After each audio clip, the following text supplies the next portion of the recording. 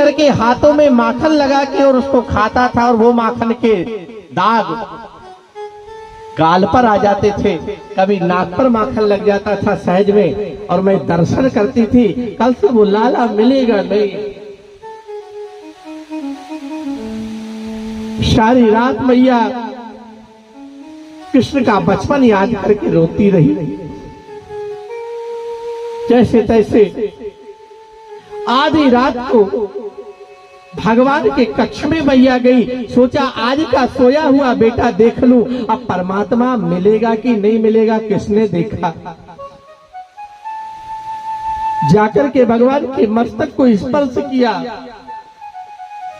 माधव, भगवान की सहज नींद खोली। भैया क्या बात है, तू आधी रात को मेरे कमरे में क्यों आई? कोई बात नहीं लाला, मैं देखने आई थी कि अभी मेरा बेटा सोया कि नहीं। सो गया था मां। अपने बेटे के माथे पर वो मां सहज हाथ रखने लगी। भगवान ने धीरे से अपनी मैया से कहा, बोले मां, हाँ बेटा, अगर तू कहे तो मैं तेरी गोद में सो जाऊं। अरे विचार करो, उस यशोदा का क्या पुण्य होगा जिसकी एक झलक पाने के लिए यमलात्मा, विमलात्मा, योगी, महात्मा, एक झलक पाने के लिए योगी महात्मा सब लालायित रहते हैं। आज वही भगवान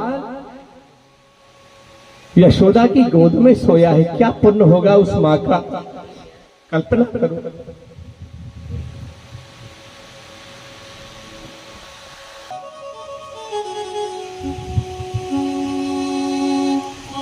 गोद में सो जाऊं? हाँ बेटा, सो जा। अपने लाला को मैया ने गोद में सुलाया, और गोद में सुलाने के बाद माथे पर हाथ फेरा। जिस गति को बड़े बड़े यमलात्मा और विमलात्मा एक झलक पाने को तरसते थे, आज वो गति आप विचार कीजिए साहब, यशोदा को मिली। क्या पुण्य है। मां सारी रात हाथ फेरती रही मां मस्तक पर। लाला सोया रहा। धीरे से मां ने सोते हुए लाला से एक बात पूछी, माधव, तू कल चला जाएगा, मैंने सुना, मुझे छोड़कर। हाँ मां, सुबह जाऊंगा। अच्छा एक बात बता, तू बेटा सुबह मुझे छोड़ करके जाएगा, तू आएगा कब? जैसे कहा तू आएगा कब? सृष्टि को रचने वाला भगवान भी आज निरुत्तर हो गया। भगवान कहने लगी, ये मत पूछ, बस कब आएगा। लेकिन मां, मैं जब भी आऊंगा, मैं आऊंगा। फिर भी बेटा एक बात कहूं माधव, अगर तू नहीं आया तो मैं अपने प्राण त्याग दूंगी।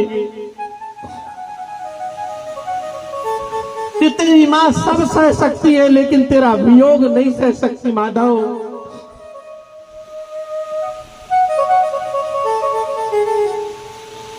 नहीं, बोलना बेटा, तू कब आएगा? मौन क्यों है? एक मां का एक बेटे से क्या स्नेह होता है, ये आप यशोदा से सीखो। नहीं बेटा बताना, मैं इसलिए ये बात पूछ रही हूं, अगर तू नहीं आया तो तेरी मां मौत के मुंह में समा जाएगी। और अगर तूने मुझे आश्वासन दिया कि मां मैं आऊंगा, तो तेरी मां सारा जीवन निकाल देगी, ये प्राण धारण रखेगी मात्र तेरे लिए। भगवान कहने लगे मैं आऊंगा। कब आएगा? बोले मां तेरे कान में कहूं? बेटा, एक बेटे का क्या प्रेम होना चाहिए, जरा देखिए आप। भगवान कहने लगे मैं तेरे कान में कहूंगा ये बात। बेटा, कान में कह तो यशोदा जी ने पास में कान लाई और कान में धीरे से भगवान ने कह दिया परसों आ जाऊंगा।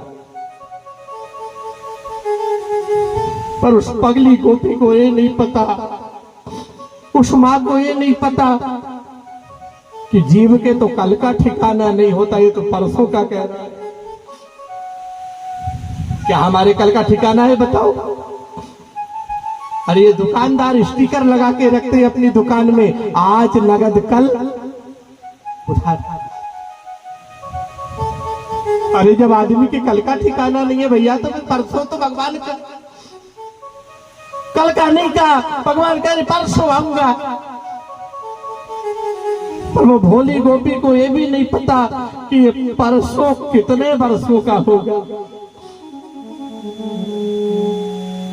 और जब माधव अपनी मां को छोड़ करके गए ना, कह के गए थे परसों आऊंगा, लेकिन उसके बाद कभी कृष्ण लौटे नहीं। और जब कृष्ण नहीं लौटे तो उस मां का एक एक दिन कैसा निकलता था, विचार करो। दूसरा दिन हुआ, रथ पर भगवान सवार हुए, अपने बाबा को प्रणाम किया, गोपिकाएं आ गई, रथ के सामने लेट गई, हमारे सामने से रथ चला के ले जाओ, लेकिन हमें छोड़कर मत जाओ। इसको प्रेम कहा जाता है साहब। गोपिकाओं का जो प्रेम भगवान से था ना, ये कोई वासना का प्रेम नहीं था जो उतर जाए, ये वो नशा था साहब, जितना इसको चढ़ाओ ये उतना रंग लाता था। गोपिकाओं को भगवान कहने लगे मैं परसों आ जाऊंगा, अपना चित्र दिया। चित्र देने के बाद गोपिकाएं कहने लगी हम भी कहती हैं अगर परसों तक नहीं आए तो हम चित्र लेकर के यमुना में कूद जाएंगे, प्राण त्याग देंगे। नहीं, आ जाऊंगा परसों। भगवान चले, रथ पर बैठे, जब तक दिखाई दिए देखे कुछ गोपी गए, बलराम जी भी गए।